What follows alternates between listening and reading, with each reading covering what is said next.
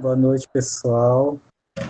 Bom, a gente vai começar a nossa atividade da noite de hoje. Hoje a gente está começando um mês novo, né?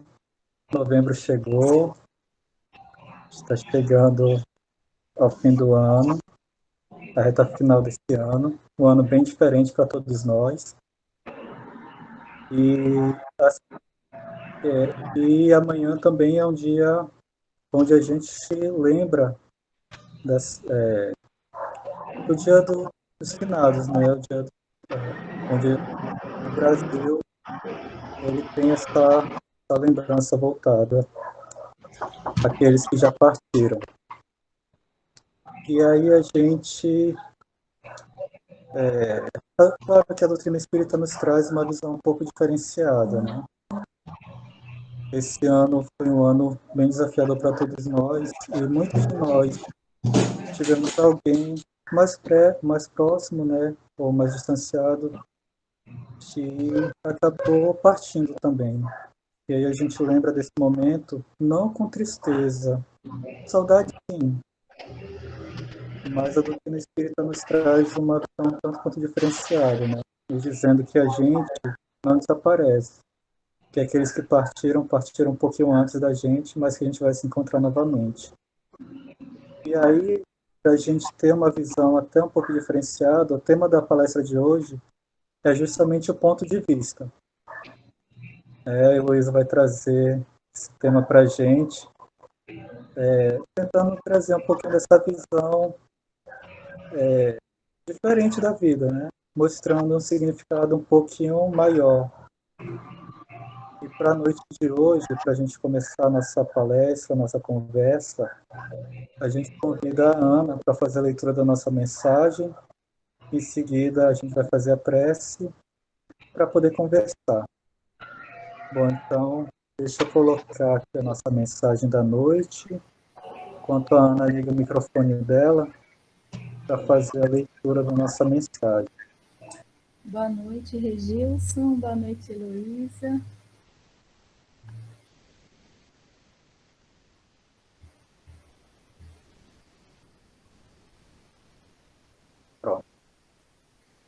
Pronto. A mensagem de hoje é chamada A Quem Segues? Mas vós não aprendestes assim a Cristo. Paulo está em Efésios, capítulo 4, versículo 20. O homem, como é natural, encontrará diversas sugestões no caminho. Não somente no plano material receberá certos alvitres tendentes a desviá-lo das realizações mais nobres. A esfera invisível, imediata ao círculo de suas cogitações, igualmente pode oferecer-lhe determinadas perspectivas que se não coadunam com os deveres elevados que a existência implica em si mesma. Na consideração desse problema, os discípulos sinceros compreendem a necessidade de sua centralização em Jesus Cristo. Quando esse imperativo é esquecido, as maiores perturbações podem ocorrer.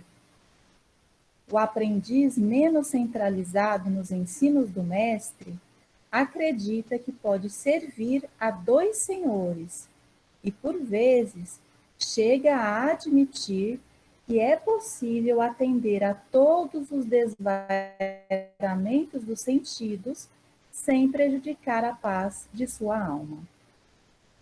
Justificam-se para isso em doutrinas novas, filhas das novidades científicas do século. Valem-se de certos filósofos improvisados que conferem demasiado valor aos instintos. Mas, chegados a esse ponto, preparem-se para os grandes fracassos, porque a necessidade de edificação espiritual permanece viva e cada vez mais imperiosa. Poderão recorrer aos conceitos dos pretensos sábios do mundo. Entretanto, Jesus não ensinou assim. Essa mensagem foi escrita pelo Espírito Emmanuel, está no livro Caminho, Verdade e Vida, psicografado por Chico Xavier. Boa noite, pessoal. Obrigada, Regilson.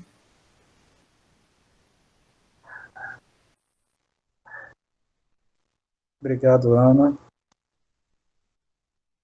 Então, a gente convida a todos, agora seguindo para a nossa prece inicial, que a gente possa se vincular mais intimamente ao clima da atividade, ao clima da palestra, à equipe espiritual que se faz presente. Que a gente possa, fechando nossos olhos, voltando os nossos pensamentos a esse momento, ao estudo, à reflexão, ao envolvimento com a mensagem do Cristo em nossas vidas. Querido amigo Jesus, bem sabemos, Senhor, dos desafios que se apresentam em nossas vidas, muitas vezes nos sentindo pequenos,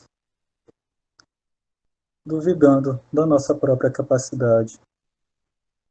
Porém, Tu estás ao nosso lado, em cada dia, em cada momento, em cada situação. Se muitas vezes duvidamos dessa presença, é porque ainda não conseguimos nos vincular mais intimamente a Ti. E é nesses momentos onde nos reunimos para estudar a Tua mensagem que buscamos fortalecer esses vínculos, essa relação contigo. Que o nosso sentimento esteja de serenidade, de coragem para seguir e que possamos juntos estarmos fortalecidos, Senhor. Abençoa-nos a todos, abençoa a nossa querida irmã Heloísa, abençoa cada companheiro aqui presente na noite de hoje, que nossos lares possam ser visitados por Tua companhia, pela companhia dos Teus trabalhadores, e que possamos aproveitar a mensagem, a reflexão que será trazida na noite de hoje. Obrigado por mais esse momento, esteja conosco hoje e sempre, que assim seja. Bom, então, Heloísa, mais uma vez, boa noite, seja bem-vinda e fique à vontade. Boa noite, Regilson, boa noite a todos. Então, reforçando as rogativas do Regilson com relação às bênçãos que nós buscamos neste momento, eu peço a aquiescência dos dirigentes espirituais do Centro Espírita Educandário de Luz, para que nesse momento estejam aqui do meu lado, apesar da distância física do próprio céu, mas estamos todos nós distantes fisicamente, mas unidos, mente a mente, coração a coração. O tema de hoje não é um tema qualquer, ele simplesmente é o que motivou a vinda do Cristo à Terra, e eu vou subir uma mensagem, um PowerPoint, para auxiliar a gente na condução desse tema.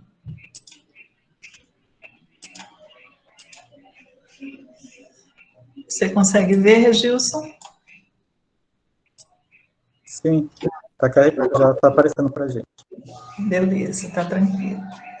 Então, o ponto de vista, ele se baseia, esse tema de hoje, no Evangelho segundo o Espiritismo, capítulo 2, itens 5 a 7, e eu me reporto àquele momento em que Jesus, ainda sem ter iniciado sua pregação, estava sentado nas cercanias do templo, quando é interpelado por Hanan, que pergunta o que ele está fazendo na cidade.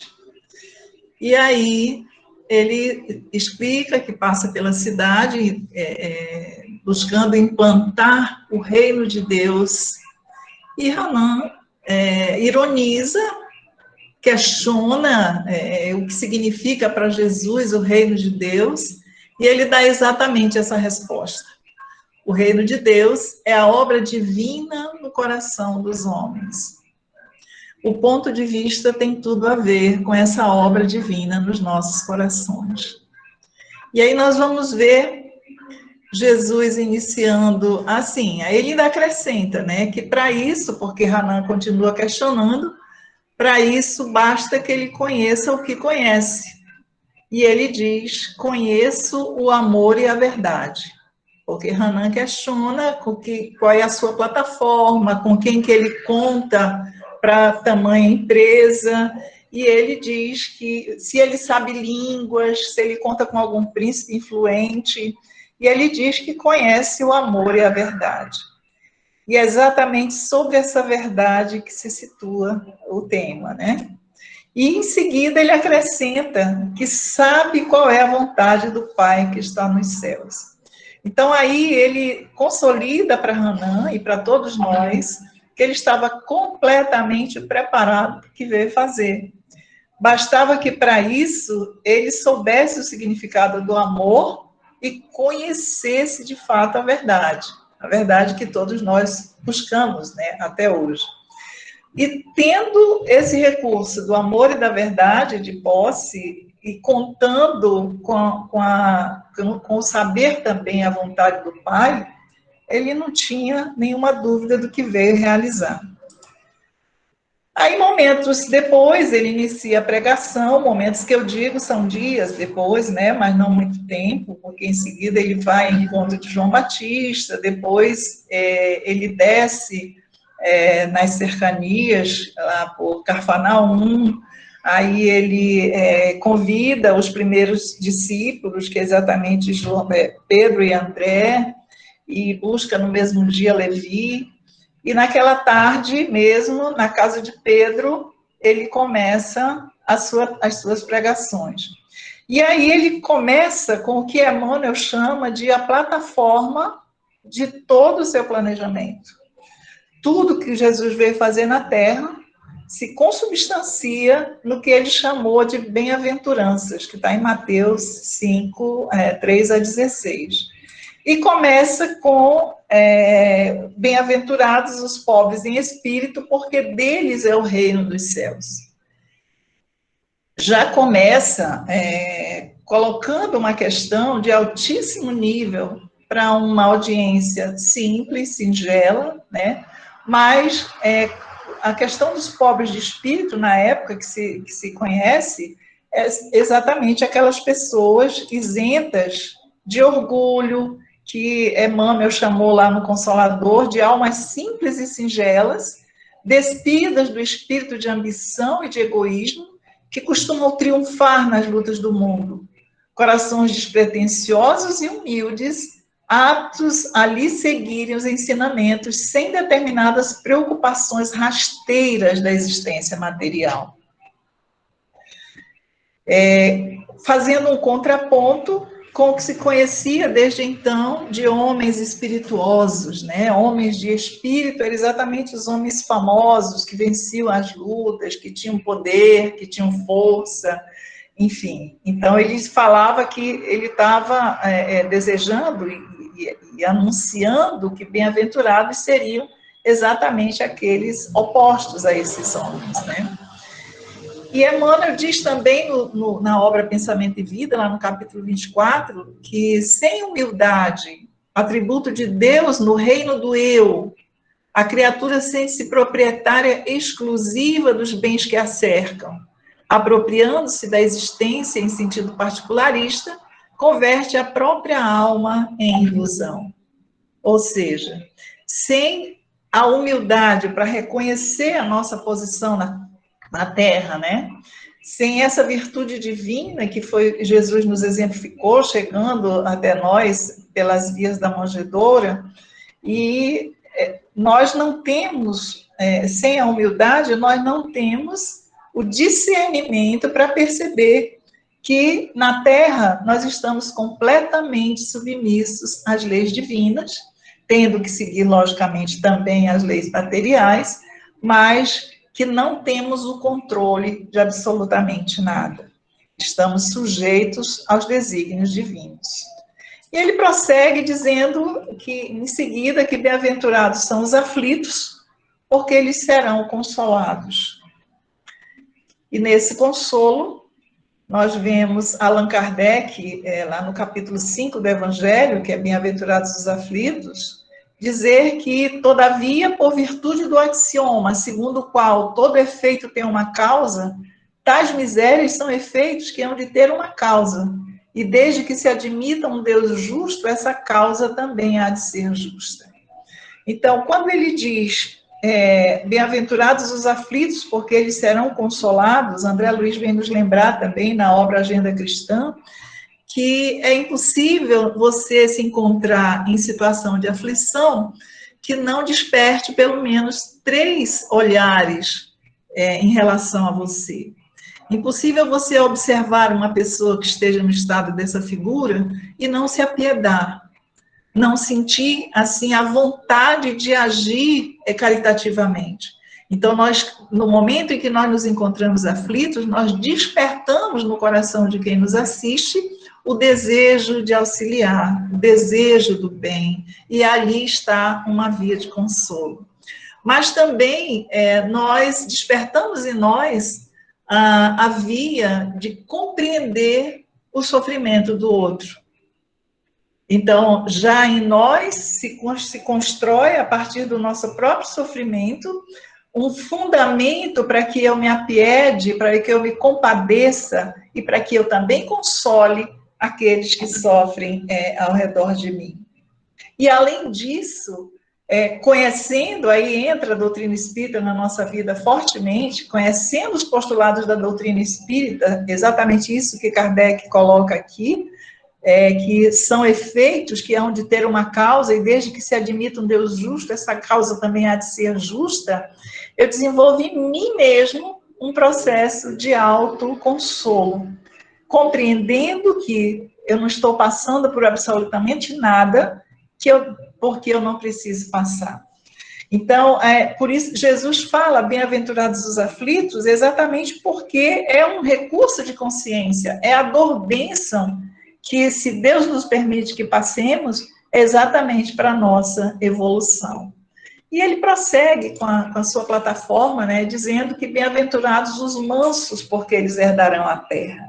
Ora, desde o início do movimento bíblico, que a gente ouve falar na terra prometida, de Moisés, na terra que nós vivemos hoje, mas também conhecemos pela doutrina espírita, citando Jesus e seguindo os ensinamentos de Jesus, que há muitas moradas na terra, na casa do Pai. Então, essas muitas moradas são exatamente os estágios que cada mundo se encontra em consonância exatamente com a elevação moral daqueles seres que o habitam. E quando ele diz que bem-aventurados os mansos, porque eles herdarão a terra, Jesus está se referindo à vida futura, em que nós, como estamos hoje, no momento de transição planetária, em que a Terra transita de um mundo de expiações e provas para um mundo de regeneração, passará a ser um lugar onde só poderão habitar seres mais elevados, que o próprio Allan Kardec vem dizer no capítulo 18 da Gênese, intitulado A Geração Nova, que para que os homens sejam felizes na Terra, é preciso que somente a povoem espíritos bons, encarnados e desencarnados, e que só se dediquem ao bem. E é exatamente na mansuetude que eu começo a construir esse espaço de benignidade na minha própria vida. Porque o manso, ele não provoca, o manso contemporiza as situações de conflito e ele, na verdade, se converte numa verdadeira luz onde quer que se encontre. E já tendo o bem dentro de si para ter essa mansuetude e aplicá-la na prática, no meio em que vive, eu estou, na verdade, conquistando o meu direito de habitar a terra transformada, a terra modificada de um mundo de expiações e provas, onde a dor é o predomínio, para um mundo de regeneração, onde, diz no Evangelho, o amor já estará inscrito em todas as frontes. Eu estou colocando as bem-aventuranças para que a gente observe qual é o fundamento da obra do Mestre. Qual é o fundamento do reino, da construção do reino de Deus nos nossos corações? Observa que Jesus conduz todas as bem-aventuranças para questões extremamente superiores e totalmente desvinculadas das questões materiais. Muito voltadas para as questões morais, né? Aí ele fala, bem-aventurados os que têm fome e sede de justiça, porque serão saciados. Fome e sede de justiça. Aí nós vemos lá em Provérbios 21, 21, essa expressão, o que segue a justiça e a bondade achará a vida, a justiça e a honra. E vemos também, no Livro dos Espíritos, na questão 875, a definição de justiça, que os Espíritos respondem a Kardec, que a justiça consiste em cada um respeitar os direitos dos demais. Em respeitar os direitos daqueles com quem eu convivo, obviamente eu estou tendo uma convivência de paz, de harmonia e de respeito, autorrespeito, né, por mim mesmo, e respeito pelas situações do outro. E na questão 876, está errado aqui, é 876, ele pergunta ainda o que é que determina esse direito. Se os Espíritos dizem que a lei de justiça consiste em se respeitar os direitos dos demais, Kardec vai além na questão 876 e quer saber de onde vem a justificativa desse direito, né? Como é que se determina ele? Aí os Espíritos respondem que se fundamentam em duas coisas, a lei humana e a lei natural. Ora, enquanto lei humana, para que eu viva uma condição de justiça, eu preciso cumprir as leis que estão definidas para o meu tempo, para a minha sociedade, para o país em que eu vivo, segundo a cultura que eu vivo, enfim. E a lei natural é exatamente a lei divina, feita para a felicidade do homem, e diz também no Livro dos Espíritos que o homem só é infeliz quando dela se afasta. Então, nós temos que estar atentos a caminharmos em harmonia com essas duas leis, tanto respeitando as leis humanas, ou seja, se eu tenho impostos a pagar, é aquela passagem de Jesus, dai a César o que é de César e a Deus o que é de Deus, é exatamente isso aqui.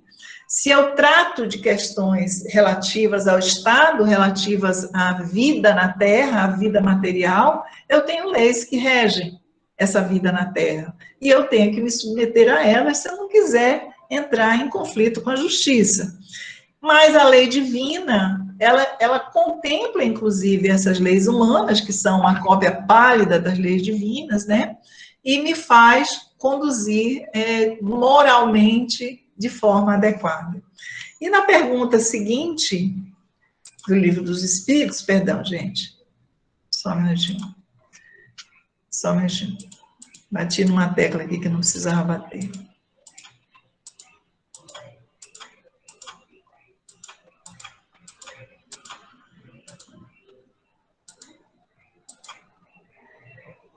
Kardec vai além.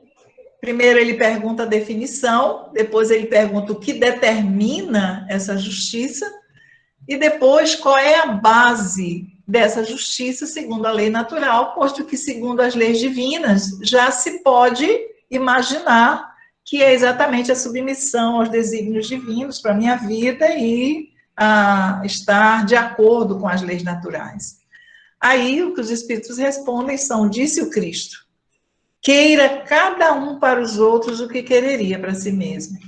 Na incerteza de como deva proceder com o seu semelhante, em dada circunstância, trate o homem de saber como quereria que com ele procedessem em circunstância idêntica. Então, a doutrina espírita não nos deixa nenhuma dúvida o que é exatamente essa justiça e como é que nós nos sentimos, como é que nós nos percebemos, como é que nós podemos estar completamente afinados com ela. Por isso, Jesus diz que quem tem fome e sede dessa justiça, ou seja, deseja ardentemente essa justiça, é um bem-aventurado. E a bem-aventurança não tem como, o tempo inteiro você vê que ela nos remete à harmonia e à paz. No capítulo 5, versículo 7, Mateus nos traz que bem-aventurados os misericordiosos, porque eles receberão misericórdia. O primeiro aspecto é nós conseguirmos abrigar no coração a consciência do perdão e a predisposição ao perdão. Visto que no mundo Jesus nos afirma que teremos tribulações, né? E ele diz que tenhamos bom ânimo, porque ele venceu o mundo.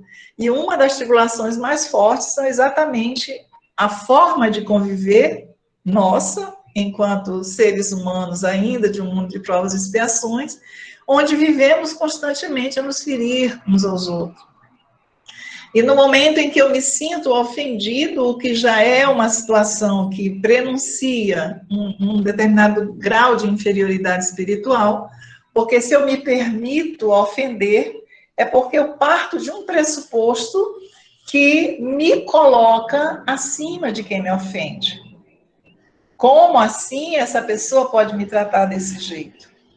Como assim pode fazer isso comigo?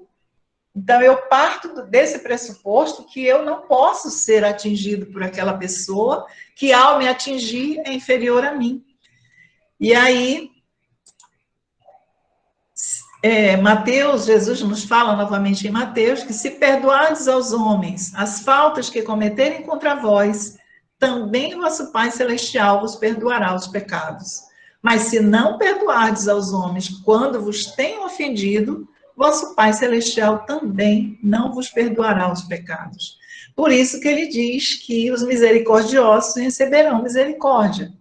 Porque no momento que eu perdoo, no momento que eu compreendo, a partir até do meu processo de autoconhecimento, onde eu percebo em mim que se eu estivesse no lugar do outro, talvez eu agisse da mesma maneira em relação a mim, e chego a encetar o caminho do perdão, eu estou sendo misericordioso com o outro e eu suscito no Pai Celestial exatamente a misericórdia que Ele tem para comigo, no sentido de perdoar os muitos pecados, os muitos erros que eu tenho, não somente dessa, né, mas de outras vidas que eu trago comigo.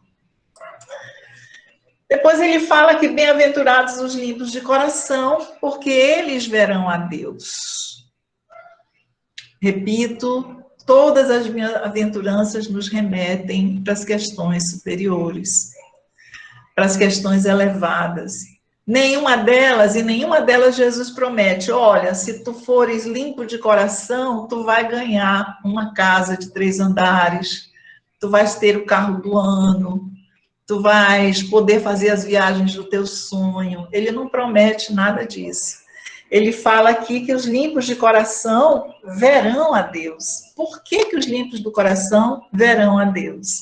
Lembrando exatamente quando Jesus nos fala e pede, quando as crianças se aproximam dele, os apóstolos tentam afastá-los, e ele pede que deixai vir a ele as criancinhas, porque delas, daqueles que se lhe assemelham, é o reino dos céus, né? Quando ele diz aqui, deixai que venham a mim as criancinhas e não as impeçais, porquanto o reino dos céus é para os que se lhe assemelham. Digo-vos em verdade que aquele que não receber o reino de Deus como uma criança, nele não entrará. Ou seja, quem não receber essas questões voltadas para o Espírito, concernentes com os ensinamentos do Cristo, para nós, ele é o nosso mestre, o nosso modelo e o nosso guia. Se eu não abrir o coração para receber essas orientações, essa condução do nosso mestre divino, tal como uma criança que se permite conduzir pela mão, e que o Evangelho fala que ele se dirigia nesse momento aos homens que aceitam as leis divinas, os ensinamentos divinos, como os entezinhos que procuram no seio da mãe o seu conforto, a sua proteção, né? E aí Allan Kardec vem novamente no Evangelho segundo o Espiritismo, capítulo 8, item 3, falando que a pureza do coração é inseparável da simplicidade da humildade. Exclui toda a ideia de egoísmo e de orgulho. Por isso é que Jesus toma a infância como emblema dessa pureza, do mesmo modo que tomou como da humildade. Então, a simplicidade e a humildade de coração tornam-o limpo. Para que eu tenha o meu coração limpo, eu tenho que ter essa simplicidade e essa humildade na minha vida, e assim sendo, excluindo toda a perspectiva de egoísmo e de orgulho, né, que é as grandes chagas da humanidade. Depois ele fala dos pacificadores. E há uma diferença entre pacíficos e pacificadores. Quem são os pacíficos? Os pacíficos são aqueles que, por si só, eles vivem em harmonia uns com os outros, eles não provocam a desarmonia. E os pacificadores são aqueles que concorrem para que se tenha a paz, concorrem para que os conflitos sejam extintos, concorrem para que as pessoas encontrem a paz. Então, por isso que ele diz, porque serão chamados filhos de Deus. E Emmanuel nos traz aqui no Palavras de Vida Eterna, capítulo 70, que a censura é clima de fel, azedume, é princípio de maldição. Onde estiveres, pacifica, e perceberás por fim que a paz do mundo é dom de Deus, começando por ti. Aí a gente lembra, né, o Nando Cordel, a paz do mundo começa em mim. É preciso que realmente eu seja um ser pacífico, que tenha a paz em mim, para que eu possa, evoluindo um pouco, me tornar um pacificador, onde eu vou trabalhar em prol da paz, ajudando os outros corações a também serem pacíficos. No momento em que todos os nossos corações forem pacíficos, nós teremos efetivamente a paz. Mas ela não começa em outro lugar, senão no meu próprio coração. Eu não tenho como ser um pacificador sem antes pacificar o próprio coração. Depois vem, bem-aventurados os perseguidos por causa da justiça, porque deles é o reino dos céus. O que Jesus quer dizer com isso, né? Vem Emmanuel de novo, no capítulo 51 do Livro da Esperança, falando que quem suporta serenamente o mal que atraiu para si mesmo, trilha a estrada bendita da resignação. Contudo, quem pratica o bem, quando pode fazer o mal, vive por antecipação do iluminado país da virtude. Ou seja, se eu me conduzo na vida por essa perspectiva de viver a virtude da justiça, eu vou encontrar opositores. Eu vou encontrar aqueles que me contradizem. E eu vou ter ensejo de vingança, ensejo de revide, mas quando eu opto por não revidar, quando eu opto por fazer o bem àqueles que me perseguem, né, fazer o bem e amar até os inimigos, que é o limite que Jesus nos coloca, eu, mesmo sendo um perseguido por causa da justiça que eu concebo em mim, que eu pratico em mim, eu serei um eleito para habitar o reino dos céus. Porque eu não vou me deixar conturbar pela perseguição intimamente. Lembra aquela posição de Sócrates, né? Quando ele é preso por ser acusado de perverter a juventude, e ele é condenado a beber cicuta, e a esposa dele, Xântipa, vai visitá-lo na véspera em que ele vai tomar a cicuta por determinação judicial. E aí, ela chega com ele e fala que, chorando muito, né, lamentando dele estar preso. E ele diz que não está preso. Presos estão aqueles que o colocaram ali.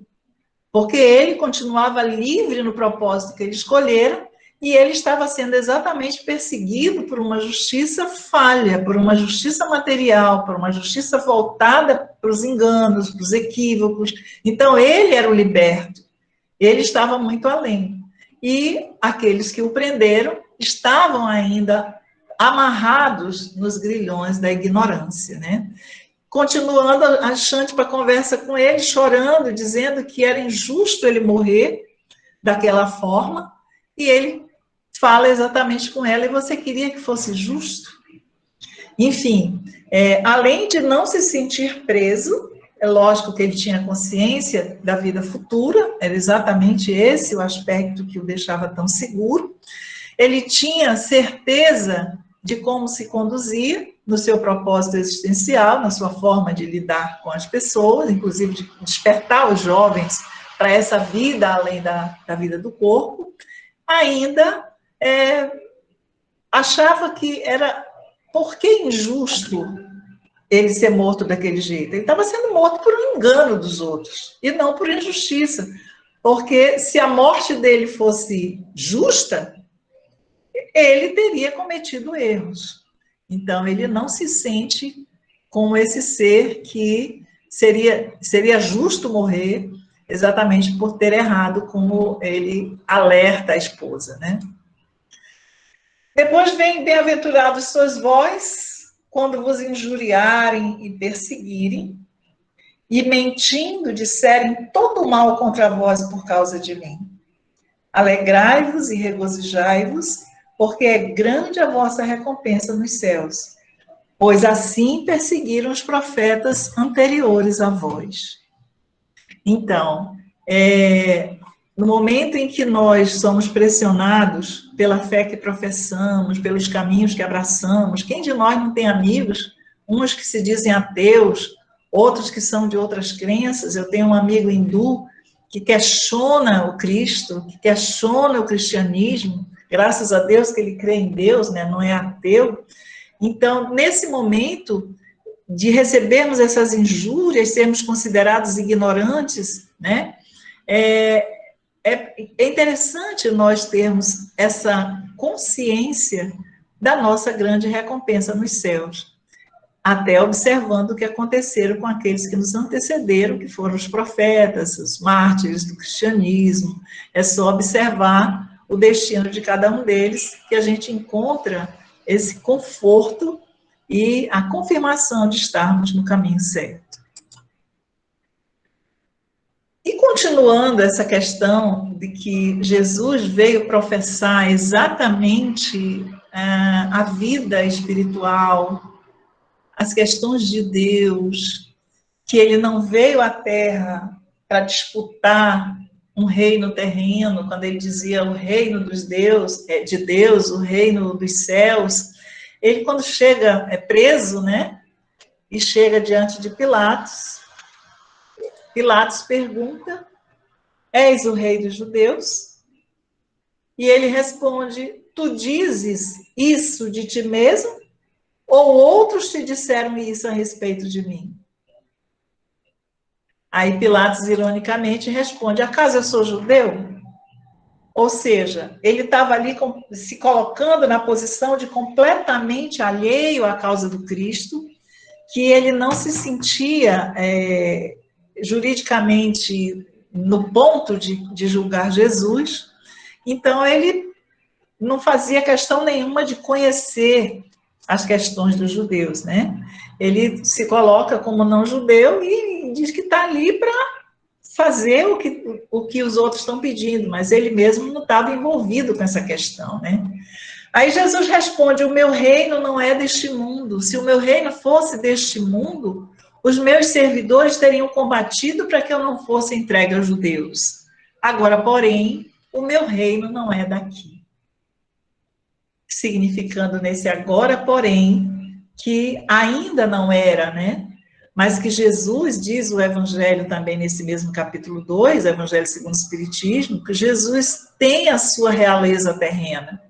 No momento em que ele é o nosso modelo e guia e nos conduz a todos como ovelhas confiadas a ele pelo Pai, e promete que nenhuma se transviará, Então, esse processo de liderança, essa força maior e essa visão de vida que Jesus nos oferece, o coloca exatamente numa posição de realeza. Mas nesse momento em que ele estava completamente sujeito às forças materiais, ao poder temporal que estava ali para julgá-lo, é exatamente a ação da lei material, da lei dos homens, e ele sabia que a sua missão implicava nisso, então ele se submete e se entrega sem nenhuma reação. Mas não deixa de dizer, como ele sempre fez, Jesus tinha suas estratégias no momento em que ele pregava os ensinos que ele veio pregar, onde ele dizia, inclusive, que não se pode tirar uvas de espinheiros. E nesse momento em que ele percebia que as pessoas para quem ele fosse falar não tinham ouvidos de ouvir nem olhos de ver, ele muitas vezes se calava, falava sempre por parábolas e não desperdiçava o seu verbo em terrenos não produtivos. Então ele diz, aqui mais uma vez, ele experimenta o terreno da consciência de Pilatos. Pilatos que estava ali completamente se isentando da condição que tinha sido imposta a ele de julgar Jesus, né? Ele, nessa hora que ele fala, o meu reino não é deste mundo. Se o meu reino fosse deste mundo, os meus servidores teriam combatidos para que eu não fosse entregue aos judeus. Jesus está falando de uma situação de altíssimo nível que Pilatos jamais iria alcançar. Mas ele experimenta. Ele experimenta para ver se sensibiliza Pilatos, né? E quando ele diz, agora, porém, o meu reino não é daqui, longe de entender Pilatos que ele se referia à vida espiritual. Muito distante. Então, tanto é que ele, em seguida, Pilatos fala exatamente, sim, sendo assim, vai que seja como tu estás falando. Se tu está dizendo, é tu que está dizendo. Mas sendo assim, tu és rei? Porque essa pergunta de Pilatos era relativamente a um reino terrestre. Ele não entendia o reino dos céus, né? Aí Jesus responde, tu dizes que sou rei. Eu fui gerado para isso, e para isso vim ao mundo, a fim de testemunhar a verdade. Todo aquele que é da verdade ouve a minha voz. Aqui Jesus utiliza mais de um outro aspecto das estratégias que ele usou nas suas pregações, que é, no momento de ser firme, incisivo, e colocar as verdades, ele nunca se eximiu de colocar. Ele sempre colocou. Então, quando ele diz aqui, a fim de testemunhar a verdade, ele se coloca numa posição extremamente humilde perante Deus, quando ele se referia, conversando com os apóstolos, teve o caso lá do poço da mulher samaritana, quando os discípulos se preocupam que ele não comeu ainda, né? E dizem, come, trazem comida e oferecem. Aí Jesus diz que o alimento dele é fazer a vontade do Pai que está nos céus. Nessa hora, inclusive, os discípulos se questionam uns com os outros, será que essa mulher com quem ele estava conversando deu comida para ele? Quem trouxe comida para ele, né? Não entenderam nada também quando Jesus falou isso. E quando ele fala testemunhar, ele está se referindo exatamente a essa completa comunhão que ele tinha com o Pai, mas que jamais ele se fez a verdade. Ele sempre se colocou como o caminho da verdade e da vida, nunca como a própria verdade, porque a verdade está em Deus. A verdade está no Pai que o enviou e não nele. Então ele veio só dar testemunho, colocando toda a sua vida, toda a sua plataforma que nós vimos nas bem-aventuranças, para testemunhar essa verdade que vem do Pai.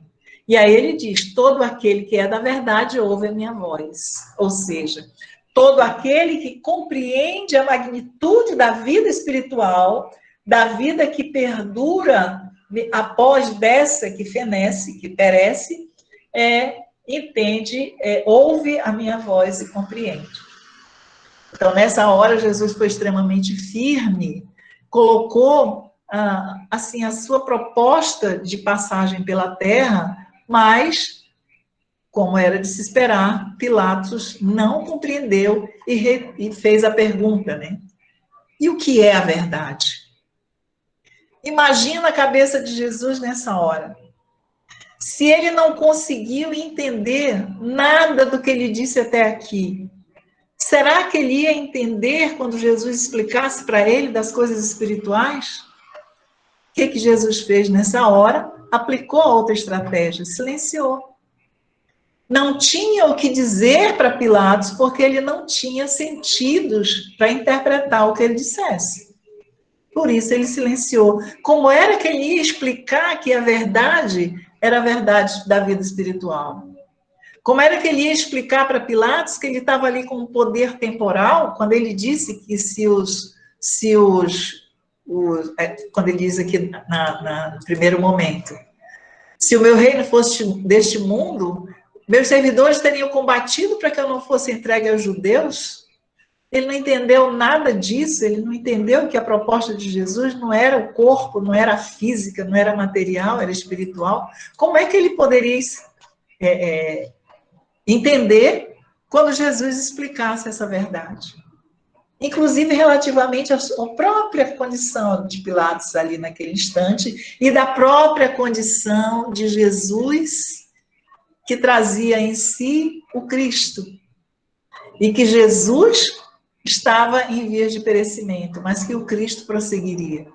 Prosseguiria exatamente para fazer jus ao reino dos céus, né? Ao seu reino. E é nisso que se fundamenta Allan Kardec quando ele escreve o ponto de vista.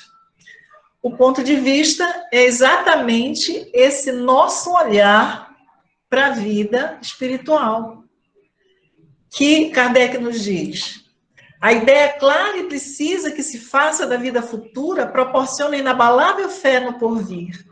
Fé que acarreta enormes consequências sobre a moralização dos homens, porque muda completamente o ponto de vista sobre o qual encaram eles a vida terrena. Ou seja, no momento em que eu tenho em mente que eu sou responsável pelos meus atos, que eu sou um ser espiritual numa experiência no corpo e não o inverso. Então, o que isso vai influenciar na minha moralização? Uma vida repleta de ações responsáveis, onde eu estou consciente que eu estou na fase de semeadura e que amanhã eu vou colher, com certeza, os frutos dessa minha semeadura.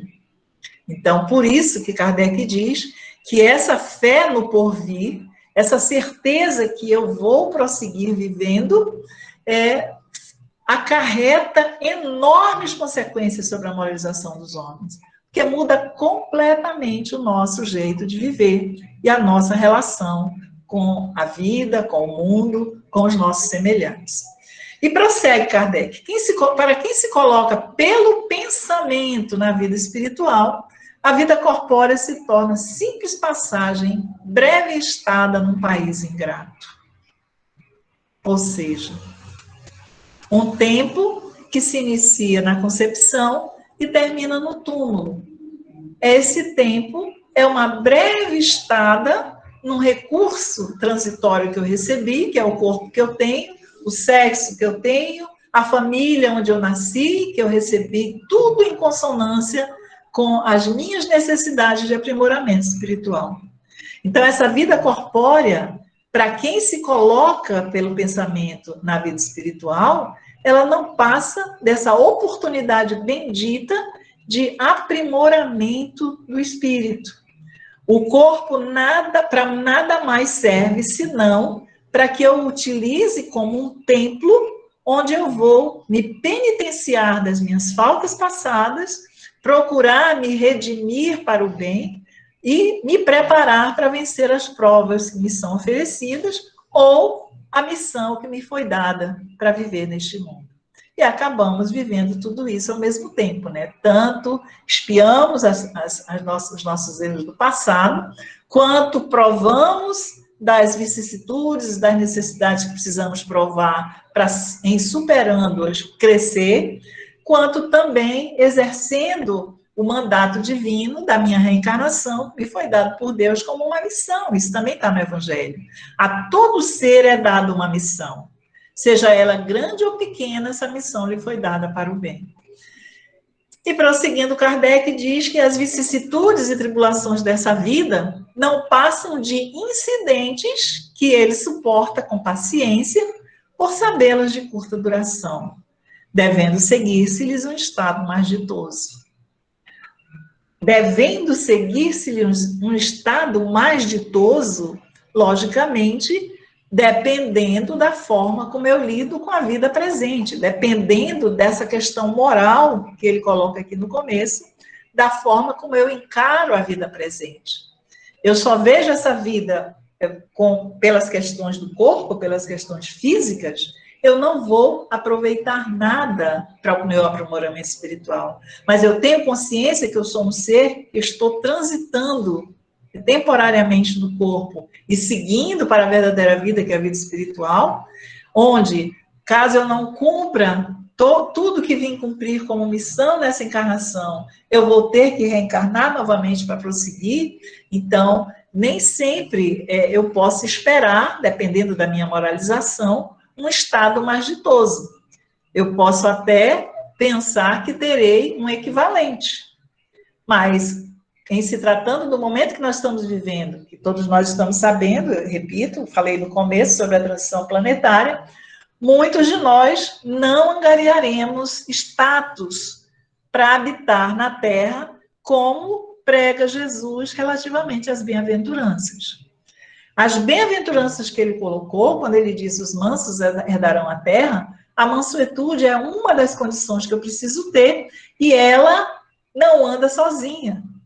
A mansuetude anda com a humildade, anda com a compaixão, anda de mãos dadas com N outras virtudes que eu preciso ter para que eu conquiste o meu lugar numa terra regenerada.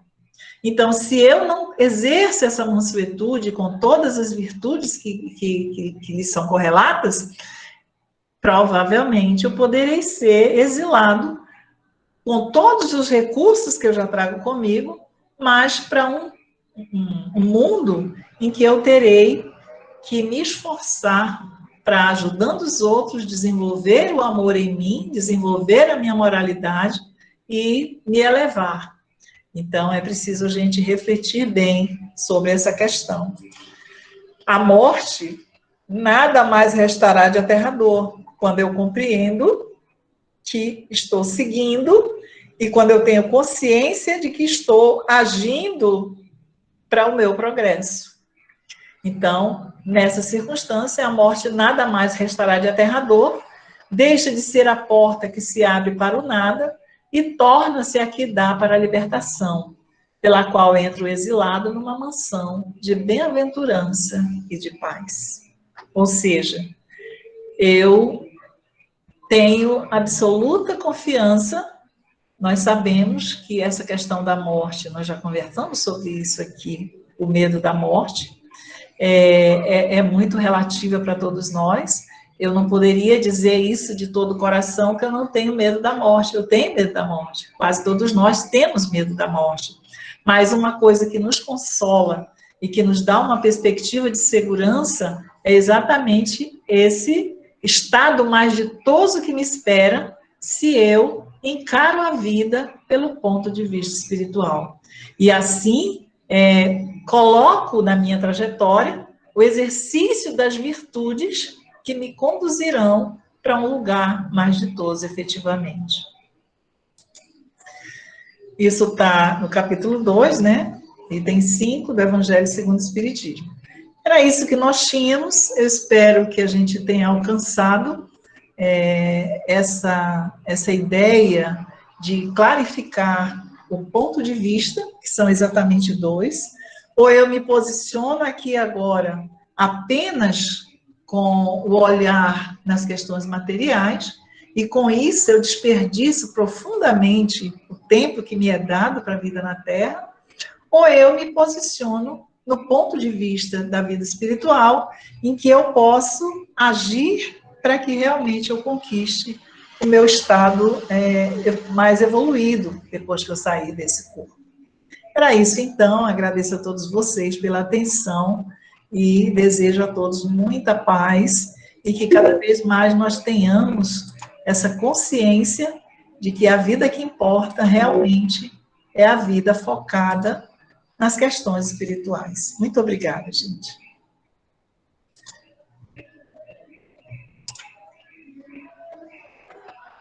A gente agradece, Luísa, pela reflexão. E realmente, como é significativo, né? A mudança que faz. Tudo muda a partir do momento que a gente muda o nosso modo de olhar, embora as coisas permaneçam do mesmo jeito, né? E a mensagem do Cristo ela se torna muito maior a partir desse olhar do ponto de vista da vida espiritual. Então, é muito legal sempre voltar a esse tema. Eu, particularmente, gosto muito desse item do Evangelho. E sempre bom ter falas diferentes, né? Porque acaba acrescentando para a gente também. Então, a gente agradece mais uma vez, Heloísa, agradece a presença, né, de todos nós aqui presentes, todos nós aqui hoje. E fica o convite para a nossa próxima semana estarmos reunidos de novo. Para nosso encerramento, a gente convida novamente para a nossa prece, agora fechando nesse momento, que a gente possa se vincular novamente, através da nossa prece, a equipe de trabalhadores espirituais, juntos, fechando nossos olhos, respirando mais profundamente. E agora, pensando nesse mês que se inicia, pensando nesse ano tão desafiador para todos nós, que possamos refletir como encaramos tudo o que tem acontecido. Conseguimos enxergar tudo isso a partir do ponto de vista da vida espiritual, do ponto de vista mais alto, quando podemos enxergar o significado, ter uma visão mais ampliada de tudo isso que se passa conosco mesmo e com o planeta, as transformações que se sucedem, não apenas do ponto de vista material, principalmente do ponto de vista moral, quando vemos tantas pessoas se reunindo, quando vemos movimentos acontecerem em prol do próximo, em prol da sociedade. Que a nossa mudança moral, nosso crescimento moral possa ser ampliada a cada dia e juntos seguir nesse novo momento de existência, de vivência para todos nós. E em especial, Senhor, que Tu possas abençoar a todos os nossos irmãos que passam por algum desafio de saúde no momento, ou aqueles que partiram para o plano espiritual, que possam ser acolhidos e amparados pela equipe que os recebe. Abençoa-nos, Senhor, a todos nós. Mais uma vez, obrigado e que assim seja.